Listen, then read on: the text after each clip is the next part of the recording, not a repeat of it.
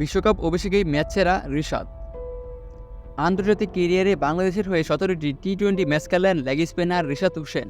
তবে বিশ্বকাপে আজই রিশাদের প্রথম ম্যাচ। এমন দিনই প্রথমবার পেলেন ম্যাচ সেরার পুরস্কার।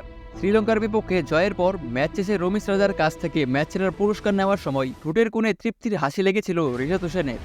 বিশ্বকাপের নিজের অভিষেক ম্যাচেই যে সেরা খেলোয়াড় হয়েছেন তিনি। ম্যাচ সেরার পুরস্কার হাতে নিয়ে রিশাদ বলেন, আমি সেরাটা দেওয়ার চেষ্টা করেছি এবং নিজের শক্তির জায়গায় অটল থাকতে চেয়েছি। তিনি বলেন, পিচ বোলিং করার জন্য খুবই ভালো ছিল। আমি দলে অবদান রাখতে চেয়েছিলাম। 15তম ওভারে হ্যাটট্রিক সম্ভাবনা জাগিয়েছিলেন রিশাদ। সেটি না হলেও তার ওই জোড়া আঘাতই মূলত ম্যাচের মোড় ঘুরিয়ে দেয়।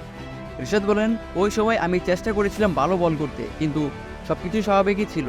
আজ 4 ওভার হাত ঘুরিয়ে 22 রান পর্যায়ে 3 উইকেট শিকার করেন এই তরুণ লেগ স্পিনার। তবে দ্বিতীয় স্পেলে তার বোলিং প্রভাবটাকে বাংলাদেশকে ফিরিয়ে আনতে